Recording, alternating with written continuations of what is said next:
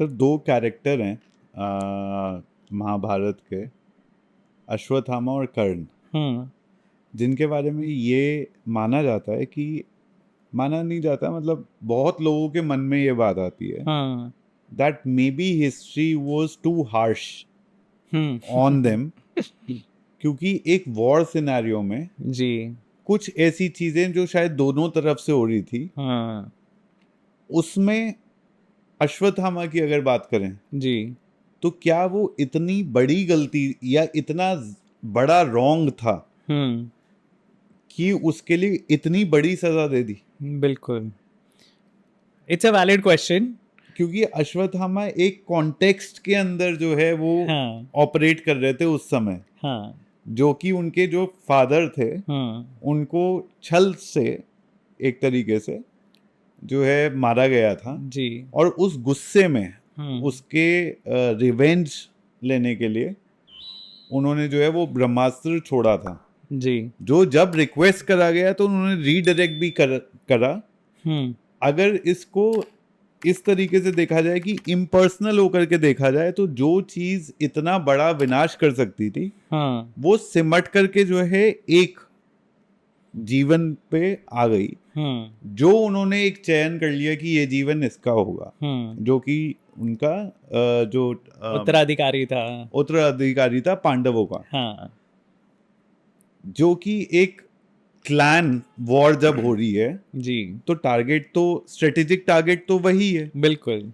मैं उनको सही नहीं ठहरा था, बट इस ये समझते हुए कि वो एक दूसरी तरफ से लड़ रहे थे, हाँ क्या वो सजा बहुत ज्यादा क्रूर नहीं हो गई किसी तरीके से? सो आपका देखिए लॉजिक सही है कि वो दुश्मन को मार रहा है ना, तो दुश्मन के खेमे में किसी को वो छोड़ेगा नहीं।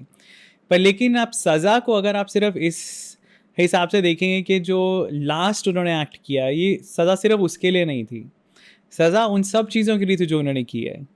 क्योंकि उसके पहले Ashwatthama was involve in everything. जो द्रौपदी का चीरहरण हुआ, जो अभिमन्यु को मारा गया छल से, जितनी भी दुर्योधन ने षड्यंत्र किए, अश्वत्थामा का टैसिट सपोर्ट था उन सब चीज़ों को। जैसे कर्ण का भी था, कर्ण ने तो आगे बढ़ के सपोर्ट किया, कर्ण ने आगे बढ़ के उकसाया दुर्योधन को काफ़ी चीज़ें करने के लिए। सो अश्वत्थामा का भी सपोर्ट था उन सब चीज़ों में। और अश्वत्थामा ने जो आखिरी में जो काम किया, देखिए युद्ध में, लड़ाई में आपकी कैपेबिलिटी पे डिपेंड करता है, आप किसको हरा सकते हो, कौन विजयी होगा।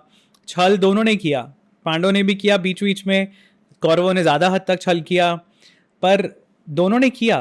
लेकिन जीत उसी की होगी जो ज़्यादा पावरफुल या ज़्यादा इफेक्टिव तरीके से लड़ाई कर पाएगा।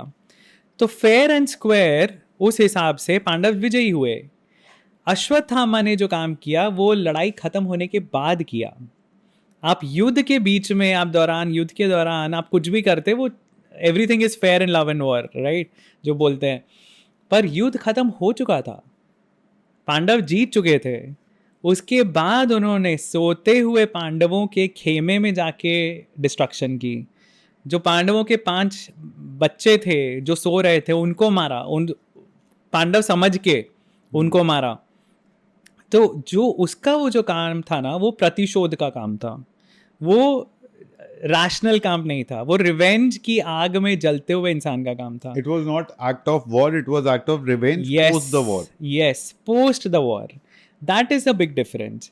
तो ऑफ कोर्स अर्जुन ने कितने लोगों को मारा, सब पांडवों ने कितने लोगों को मारा लड़ाई में, लेकिन लड़ाई के बाहर उन्होंने किसी को नहीं हर्ट किया। जब लड़ाई खत्म हो गई उसके बाद भी आपने जाके इस क्रूरता से आपने हर सोते हुए इंसान को डिस्ट्रॉय कर दिया, मार दिया, खेमे में आग लगा दी। उसके बाद जो इकलौता बच्चा बचा उसको भी नहीं छोड़ा। ये सारे पोस्ट वॉर एक्ट्स हैं उसके, इसके लिए उसको सज़ा दी गई जो बिल्कुल भी नाजायज़ नहीं थी, वेरी वैलिड। और वो सज़ा भी उसको एक लिमिटेड टाइम के लिए दी गई थी कि 3000 साल तक तुम भटकते रहोगे।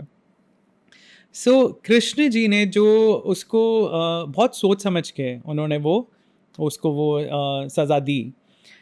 अब कर्ण की अगर हम बात करें तो, ऐसा क्यों बोला आपने, सोच समझ के सजा दी? क्योंकि देखिए अश्वत्थामा को अगर हम मार देते, या मतलब उस टाइम कृष्ण जी मार देते, तो उसकी सज़ा नहीं होती, उसको सज़ा नहीं मिलती, उसकी सज़ा खत्म हो जाती, छूट जाता, वो मुक्त हो जाता वो। और एक ऐसे पॉइंट पे जहाँ पे उसे लगता कि हाँ मैंने वो कर लिया जो मुझे करना था। अब उसको 3000 साल तक पश्चाताप में जीना था, उसको प्रायश्चित करना था अपने एक्ट का, इसीलिए वो सफ़र कर रहा था कि उसको सारी उसकी बॉडी जो थी that was expose to the elements, कि उसको अलग अलग तरह के सोर्स हो गए बॉडी पे, उसको पस निकल रही है बॉडी में से, पेन हो रहा है, तो वो सफ़र कर रहा है। 3000 साल तक वो भुगतेगा अपने काम का, अपने कार्य का फल। तो अगर महाभारत 3112 बीसी में हुई 3102 बीसी में हुई थी और 3000 साल की उनकी जो है सजा जी। थी, तो वो सजा अब खत्म हो गई होगी। बिल्कुल। तो अब वो क्या कर रहे होंगे? सो ये क्योंकि जो आपने दूसरी बात बताई कि जब काल्की अवतार होंगे तब भी अश्वत्थामा का रोल दोबारा आएगा। तो यानी ये जो बीच का पीरियड है यहाँ पर भी वो है। और इसमें एक और जुड़ा हुआ सवाल मेरा ये है कि कृष्ण भगवान ने, जो कि खुद ही विष्णु का अवतार हैं और काल्की भी विष्णु का अवतार है, तो क्यों अश्वत्थामा को चुना गया जिनको इतनी बड़ी सजा कृष्ण भगवान ने ही दी है काल्की भगवान की हेल्प करने के लिए? सो उनकी हेल्प वो करेंगे या नहीं ऐसा किसी पुराण में नहीं लिखा गया है, सिर्फ ये बताया गया है कि वो उनके बर्थ के टाइम वहाँ होंगे, वहाँ आएंगे कल्कि के दर्शन करने। सो अश्वत्थामा का कोई बहुत बड़ा रोल नहीं बताया गया पुराणों में, वो मूवी में है पर पुराणों में नहीं ऐसे कोई बताया गया। बट एक कॉन्सेप्ट जो है ना वो हमारे पुराणों में, हमारे सारे स्क्रिप्चर्स में हमें क्लियरली समझ में आता है, वो है पश्चाताप का। अगर आपने प्रायश्चित कर लिया है, you are accepted back into the society.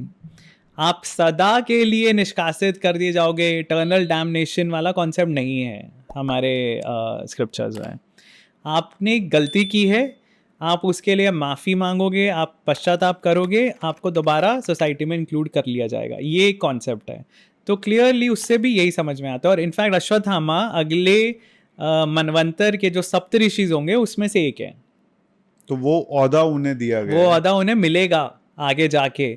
तो ये जो अभी उनकी जर्नी है वो रिडेम्पशन की जर्नी है, कि वो 3000 साल तक वो पश्चाताप में थे, और उसके बाद से जब तक कल्कि आएंगे वो तब तक होपफुली, क्योंकि उनको अगले मनवंतर में सप्तऋषि बनना है, तो वो अब गेन कर रहे होंगे नॉलेज, या उस लेवल तक पहुंच रहे होंगे, या वो योग कर रहे होंगे, साधना कर रहे होंगे कि वो उस एलिजिबिलिटी क्राइटेरिया तक पहुंच जाएं कि उनको सप्तऋषि बनाया जाएगा, जैसा कि विश्वामित्र बने थे।